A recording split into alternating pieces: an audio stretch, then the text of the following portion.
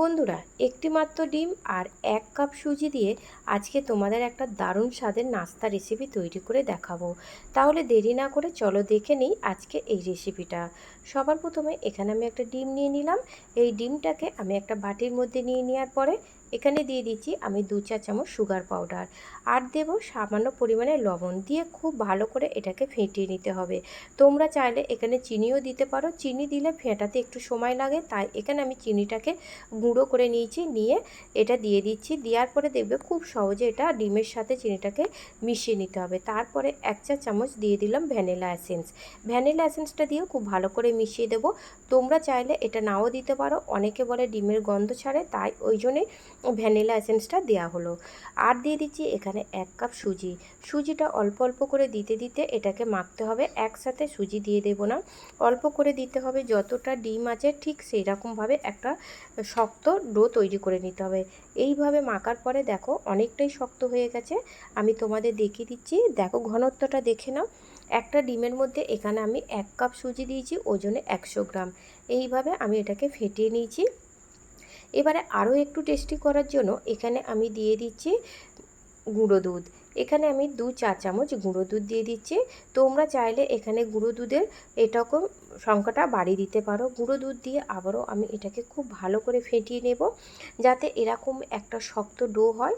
আমি যাতে এটাকে হাত দিয়ে যেরকম খুশি শেপ দিতে পারি, ঠিক এরকমই একটা ডো তৈরি করতে হবে। খুব ভালো করে মাখিয়ে নিতে হবে। গুঁড়ো দুধ দেওয়ার পরে এই বিস্কুটটার টেস্টটা দ্বিগুণ বাড়িয়ে নিয়ে যায়।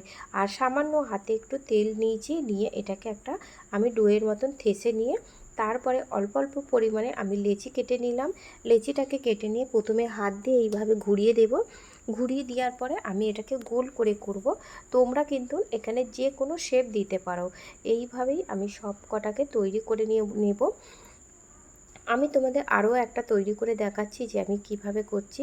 তাহলে বন্ধুরা, চা বা কফি খাওয়ার সময় মাত্র 5 মিনিটে তোমরা এই রেসিপিটা তৈরি করে চায়ের সাথে এটা পরিবেশন করতে পারো।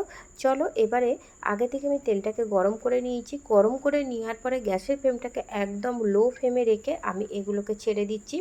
এখানে হাই ফ্লেমে ভাজবে না, একদম লো ফ্লেমে রেখে ভাজতে হবে, যাতে এই বিস্কুটটা খুব সুন্দর খাস্তা হয়।